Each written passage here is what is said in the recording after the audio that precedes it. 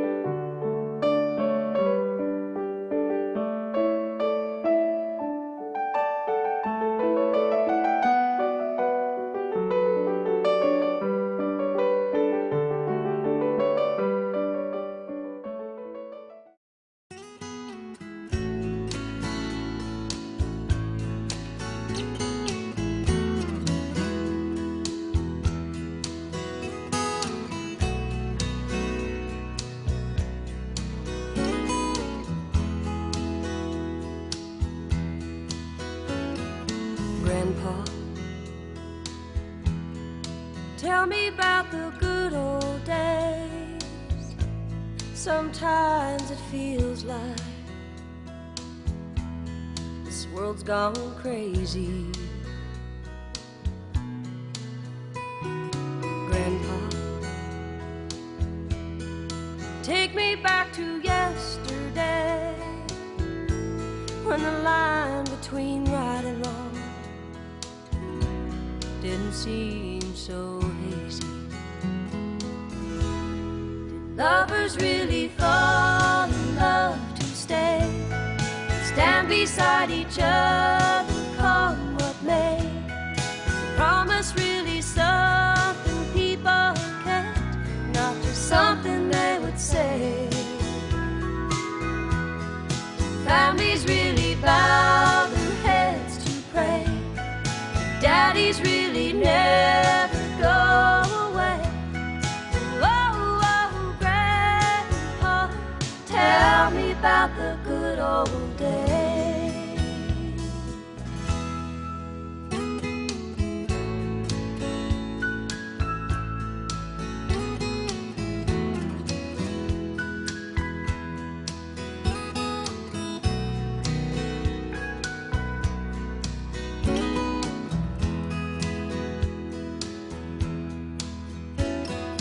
Grandpa, everything is changing fast. We call it progress, but I just don't know.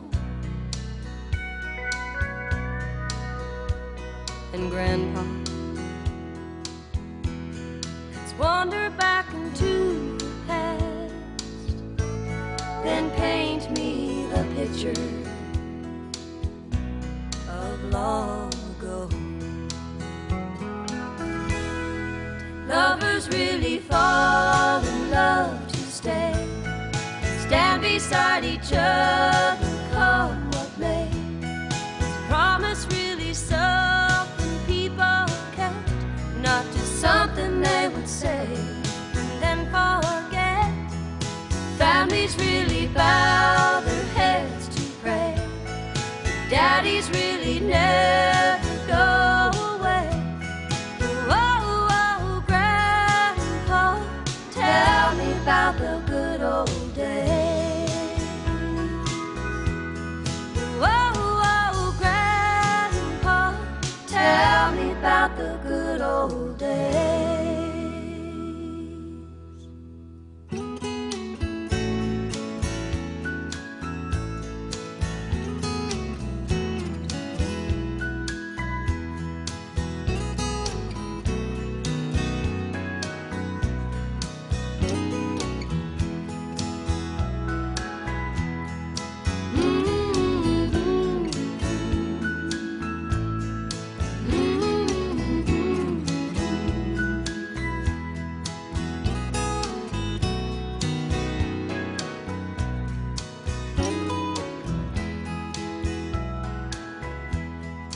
Families really bow their heads to pray, daddies really never go away.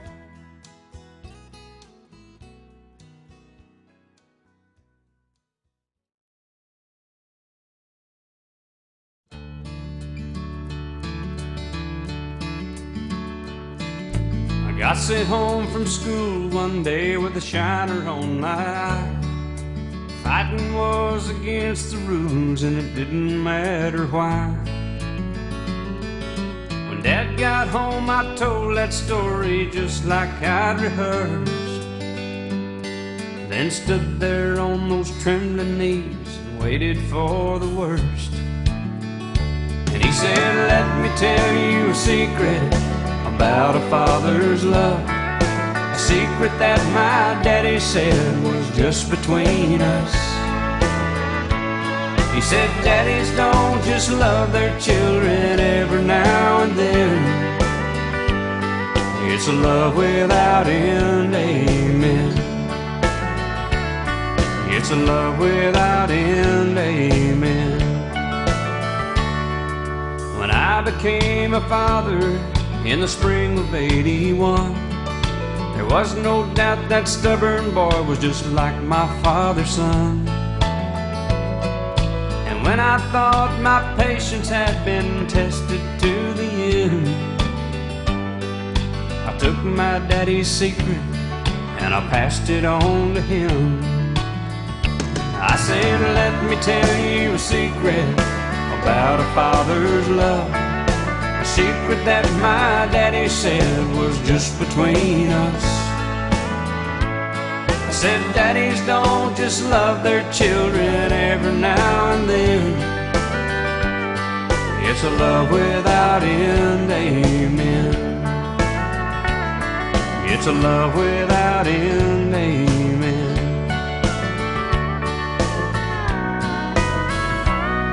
Last night I dreamed I died and stood outside those pearly gates, when suddenly I realized there must be some mistake. If they know half the things I've done, they'll never let me in. And then somewhere from the other side I heard these words again. They said, let me tell you a secret about a father's love, a secret that my daddy said was just between us. You see, daddies don't just love their children every now and then. It's a love without end, amen. It's a love without end, amen.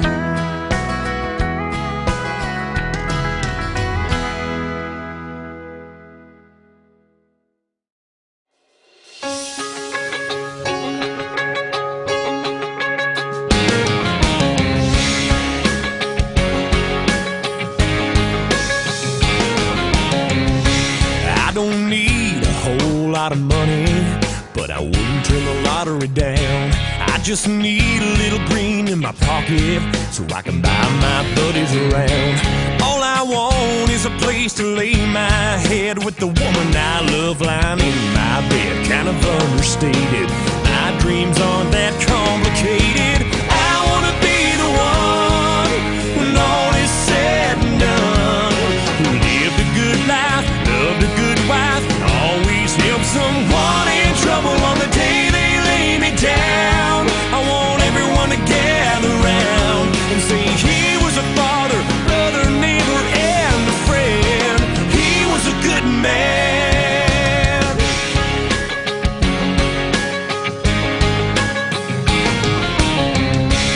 Used to dream of being a rock star and seeing the world in the sky. Used to dream of having a fast car and driving that Miracle Mile. But I've heard tell those streets aren't paved in gold. They're full of potholes and empty souls who never learn. Love is something you gotta earn. I wanna be the one when all is said and done, who lived a good life, loved a good wife, and always helped someone in trouble on the day they lay me down. Want everyone to gather round and say he was a father, brother, neighbor, and a friend. He was a good man. When I'm gone, I wanna leave a legacy of love and laughs and honesty behind me. Behind me. I wanna be the one when all is said and done, who lived a good life, loved a good wife, and always helped someone in trouble on the day they lay me down. Want everyone to gather round and say he was a father, brother, neighbor, and a friend. He was a good man. Yeah, I wanna be a good man, a father, a brother, a neighbor, and a friend. I wanna be a good man.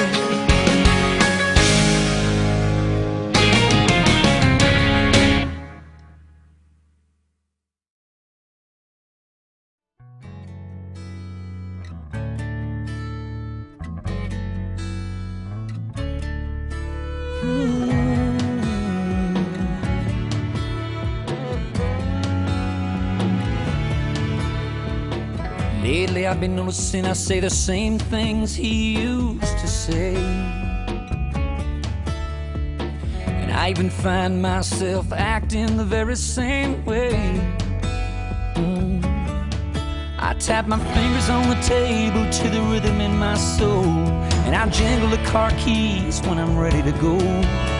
When I look in the mirror, he's right there in my eyes, staring back at me. And I realize the older I get, the more I can see how much he loved my mother and my brother and me. And he did the best that he could, and I only hope when I have my own family that every day I see a little more of my father and me.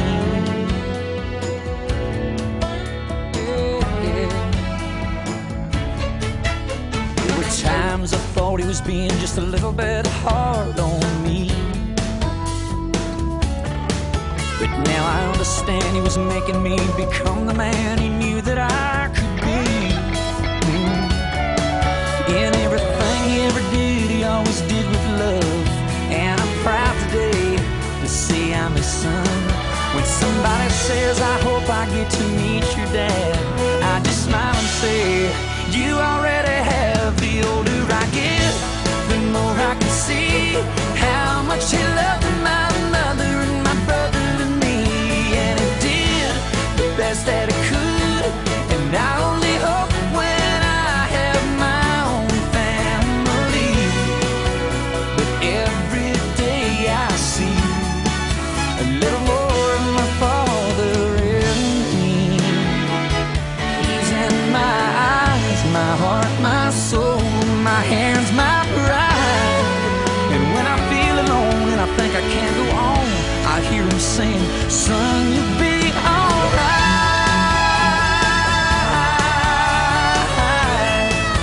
Everything is gonna be alright. Yes, it is. The older I get, the more I can see that he loved my mother and my brother and me, and he did the best that he could.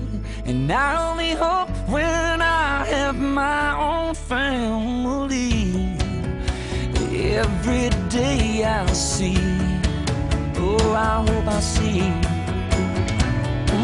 I hope every day I see a little more of my father and me.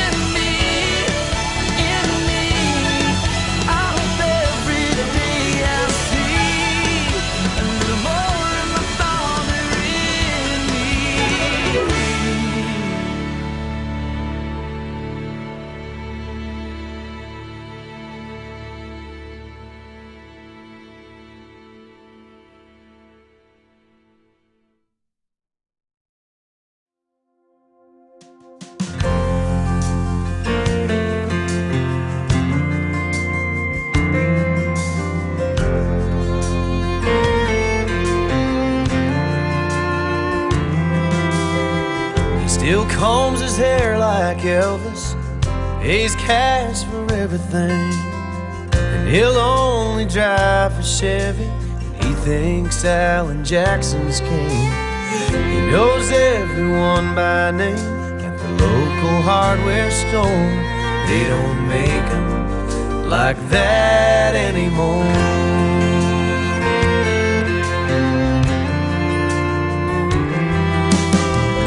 Up with the sun each morning, hardly missed a day of work.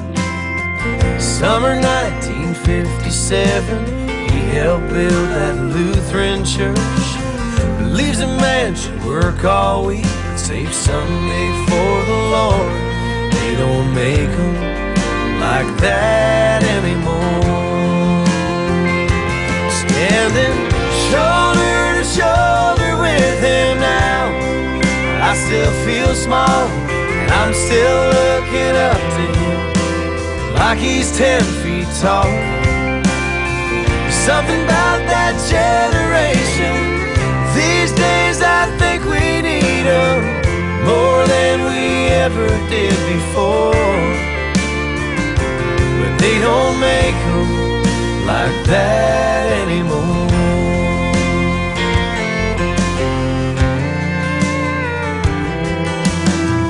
He married his sweet Marilyn June 1955. He goes on and on about her casseroles, her clear blue eyes. He still helps her with her coat, still opens her car door. They don't make them like that anymore. Standing shoulder to shoulder with him now, I still feel small. I'm still looking up to him like he's 10 feet tall. There's something about that generation. These days I think we need him more than we ever did before. But they don't make them like that anymore.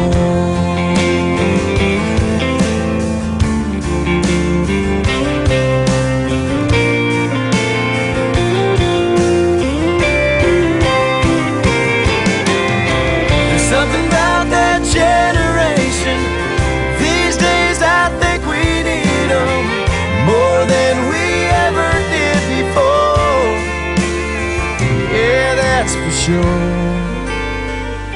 But they don't make them like that anymore.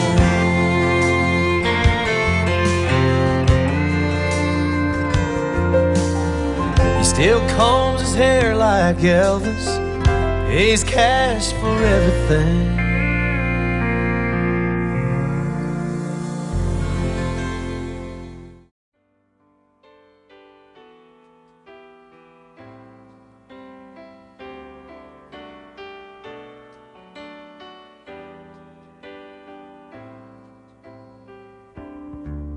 I can't remember when you weren't there, when I didn't care for anyone but you. I swear we've been through everything there is. Can't imagine anything we've missed. Can't imagine anything the two of us can't do. Through the years, you've never let me down. You've turned my life around. The sweetest days I've found with you. Through the years, I've never been afraid. I've loved the life we've made, and I'm so glad I stayed right here with you. Through the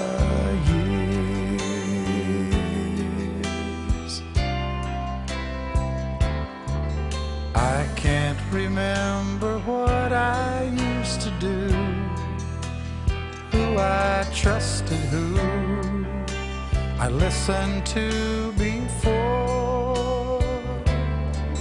I swear you've taught me everything I know. Can't imagine needing someone so.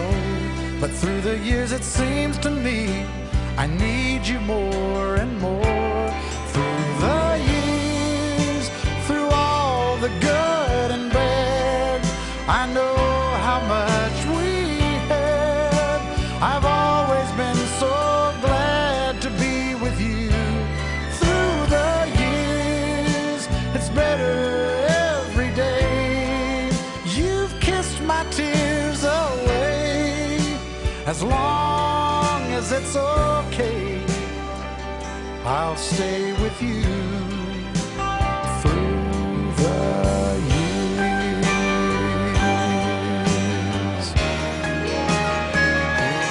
Through the years when everything went wrong, together we were strong.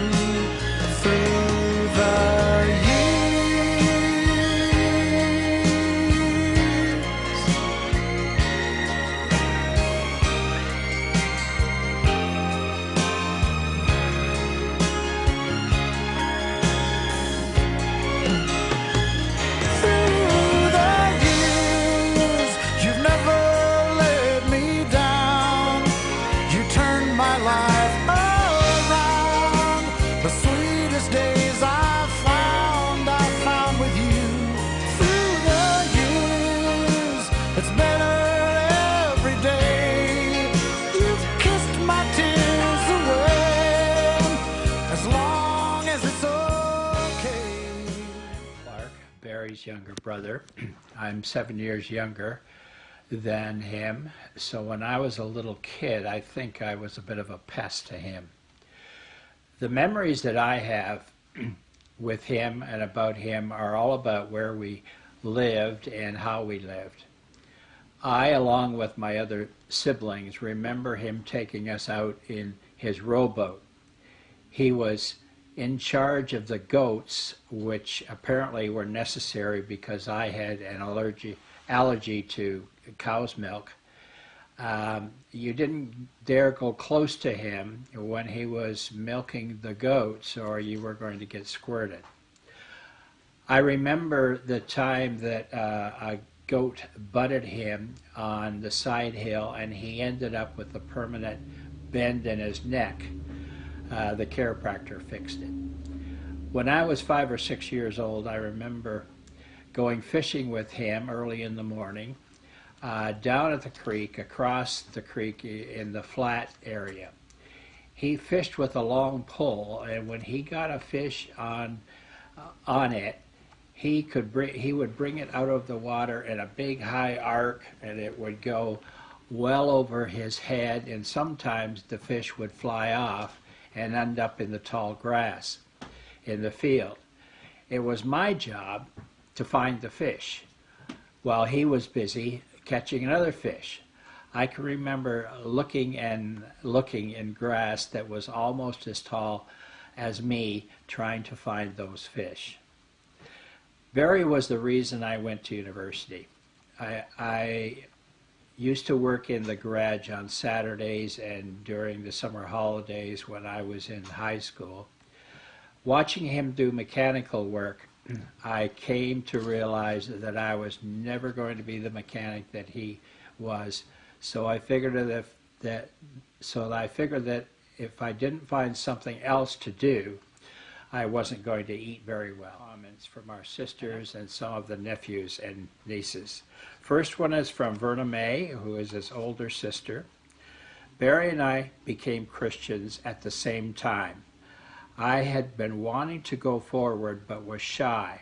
But when Barry told me what he was going to do, that is what I needed, his encouragement. So we both went forward the same Sunday and were baptized into Christ that day. I was 13 and Barry was 12. Our grandmother McCutcheon had given us both $25 each for our birthday. It was the first time I remember her giving us money. We decided to pool it and buy a car together. Art Garner sold us our first car. Sorry to say, while driving to work to St. Catharines one morning, I had an accident which left Barry having to do a repair job. He was very good about the whole thing and didn't chew me out. I admire Barry so much for the example to us while he was going through his cancer trials, not complaining, always having a good attitude. Berta May. This is from Eileen, who is a younger sister of Barry's. Barry has the best memory of all of us. When I would ask him, where was Dam Mills, which was located on John Street, Barry was the only sibling that would be able to give the correct answer.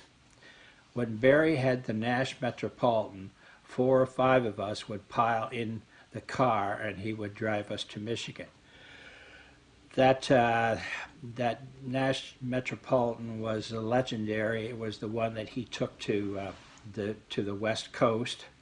It had an Austin engine, and it wasn't designed for the way that Barry drove it. And of course, one of the stories is he stopped on the side of a mountain, Longhorn Mountain, and took the head off and did a valve job right there by the side of the road. He had stopped there because there was water there. And so it's just legendary. That trip was legendary in that little MASH Metropolitan. Okay, back to Eileen's. I always enjoyed hearing Barry's hearty chuckle when we discuss some of life's interesting events. Having a positive attitude is one of life's greatest blessings. From Mary, another younger sister. I remember when he was dating Jean that he would chase me around the house kissing me. I didn't know if this was a natural reaction to discovering he was in love or just practicing. By the way, he denies this. I remember that he went with me to make a deal to purchase my first car, a 1950 Pontiac. I clearly remember sitting with him and Mr. Michener in their living room in Tintern. It was strange there was no discussion on making a deal on Mr. Michener's prized possession. After the visit, on the way home, he said to me, "Why did you not make a deal?" I replied, "I brought you along to do that." I did get to purchase the 1950 Pontiac. I still don't know who was responsible on discussing the purchasing price or any of the details of it. I always treasure the many years that Barry and I worked together on planting geraniums at the gravesite of our parents. During these painful months of dealing with cancer, I called him often. I would ask, "How are you?" He would reply, "I'm fine." I never heard any complaining or a why me attitude. I am thankful to have a brother who, while owning and operating Hannah's Garage for many years, was honorable and honest. His expertise was a valuable asset to our community. I'm sorry that I could not be with him during the last difficult week of his life.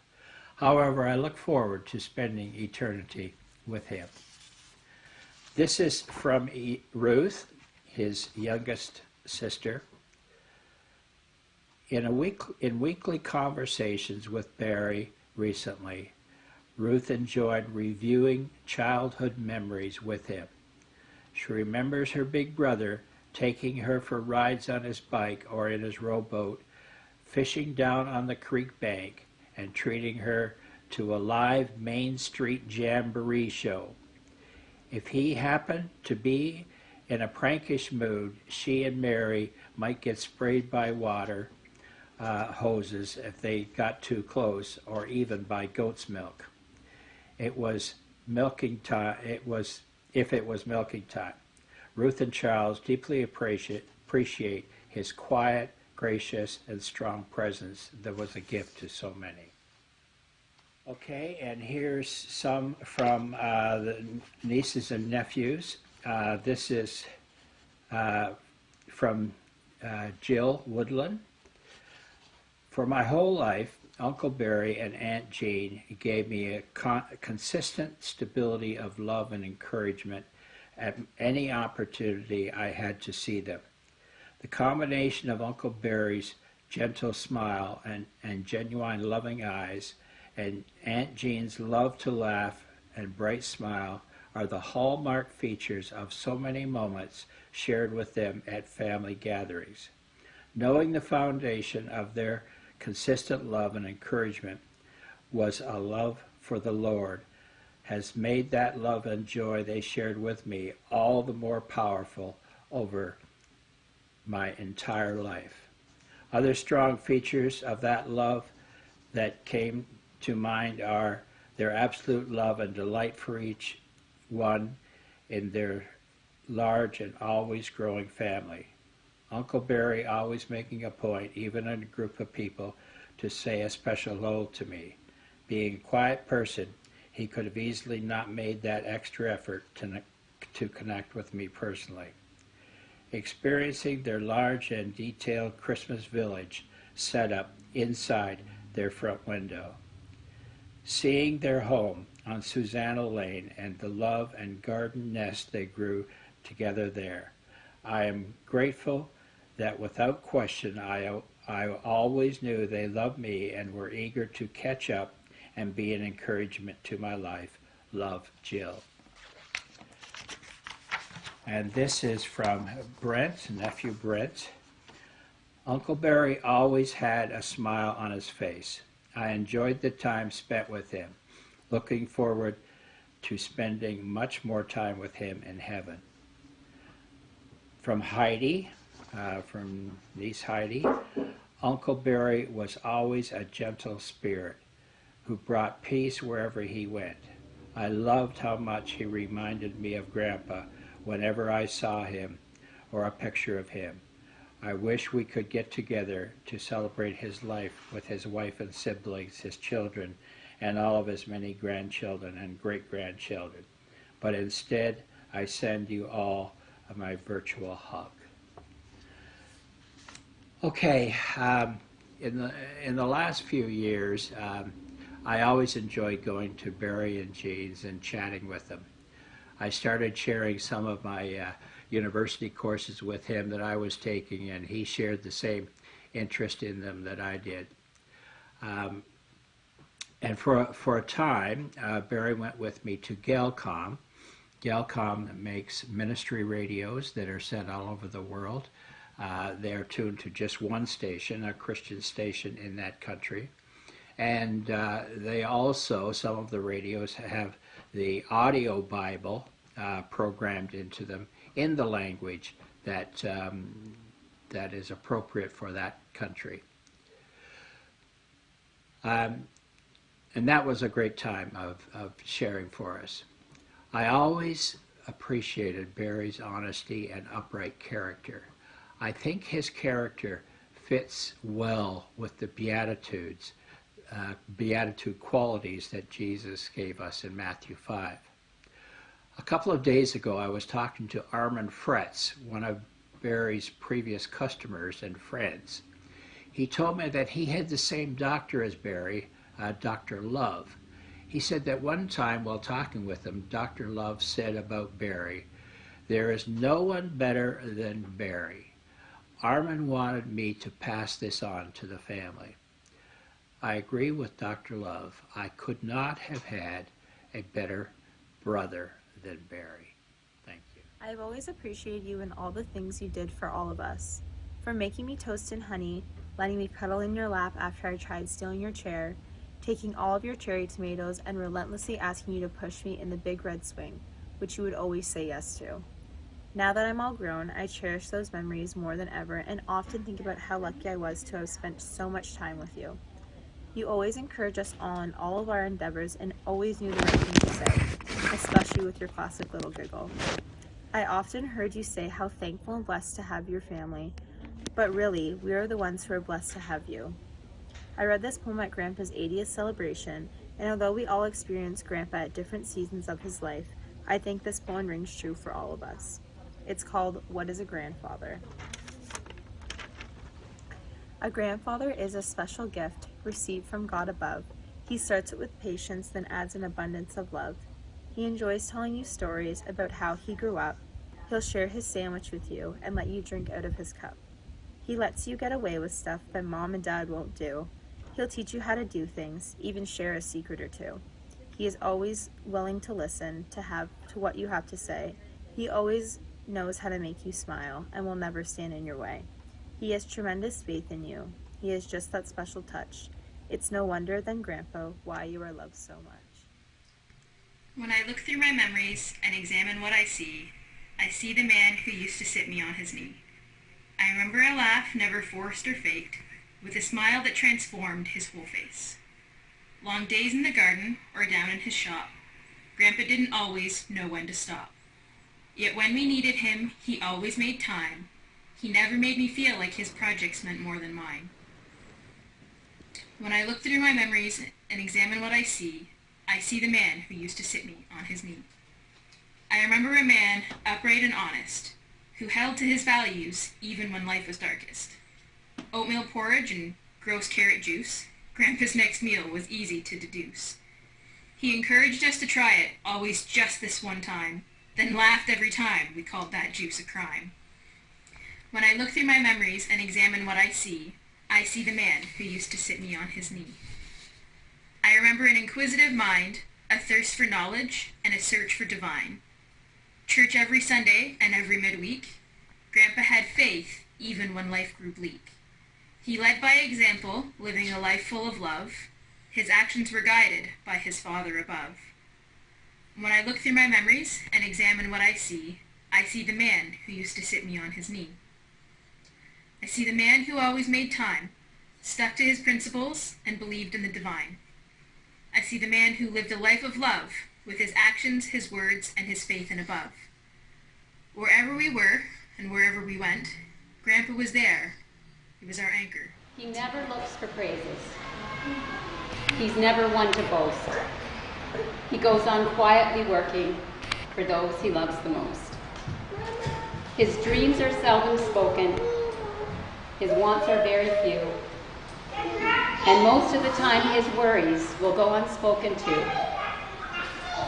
He's there, a firm foundation through all our storms of life, a sturdy hand to hold us in times of stress and strife, a true friend we can turn to when times are good or bad, one of our greatest blessings, this man we call our dad.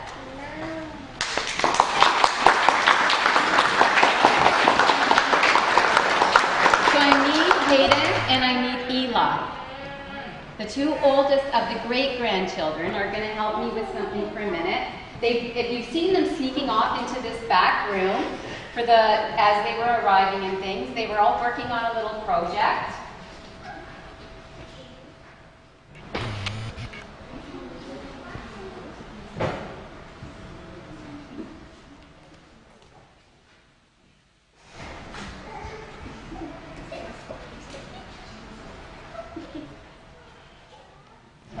She's furious, right?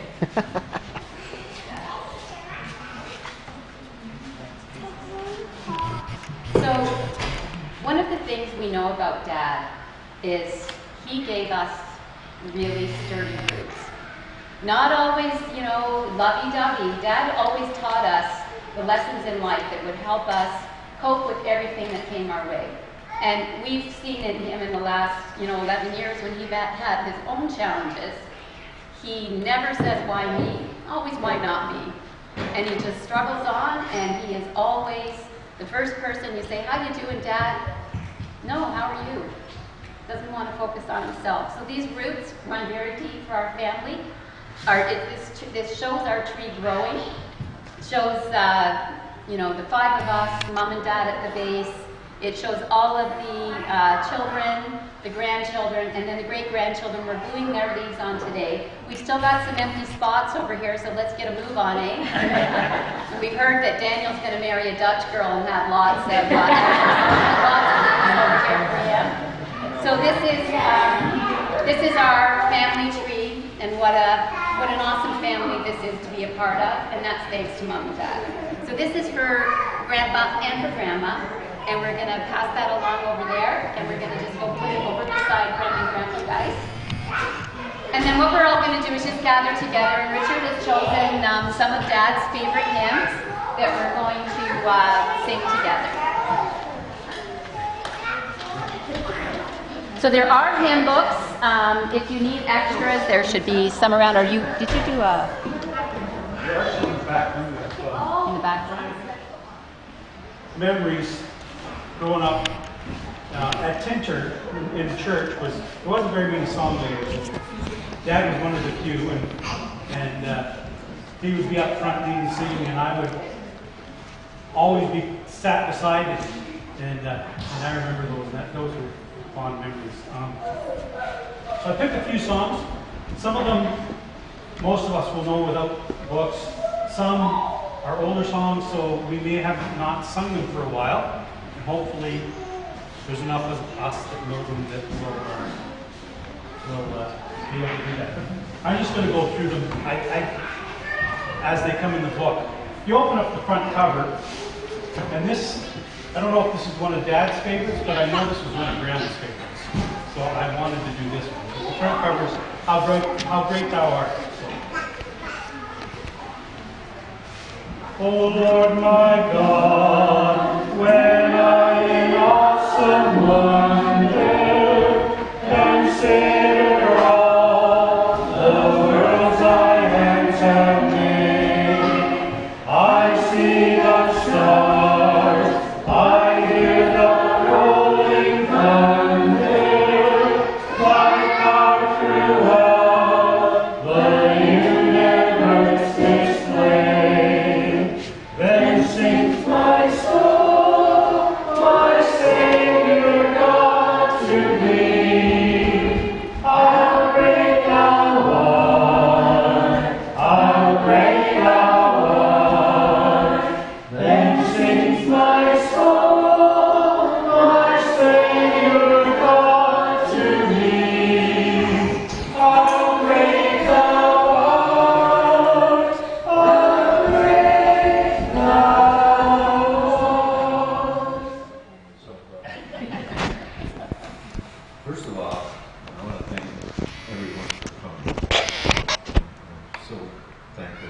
take the time to walk in.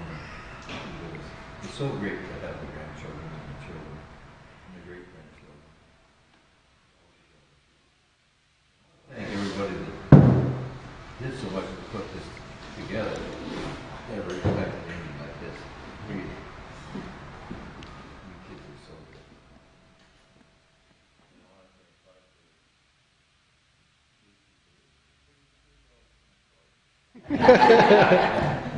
You know what his comment was? Wasn't half as bad as I thought it might be. Nicole's not here now, but thank her too. And Bev for all she's done. Anyway, I'm gonna say, you know, when I was very, well, to start off with, I had so much to be thankful for. And to start off with, I was brought up in a Christian home. And Jean was brought up in a Christian home, so we had a good spread. I always wanted a family of my own. When Jean and I got married, we went out to Saskatchewan in 1968.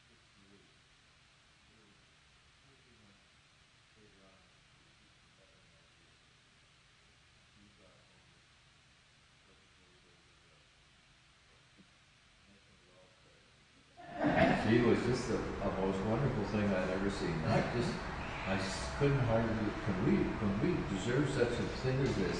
I used to get up in the middle of the night and just go in and check to make sure she was still good breathing.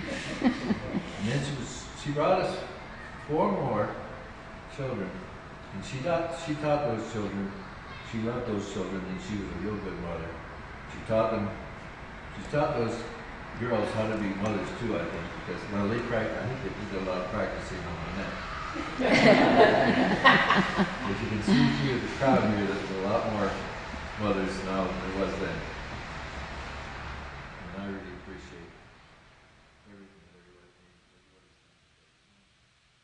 done. My 80 years, I don't feel like, yeah, maybe, but the whole family has fulfilled those 80 years.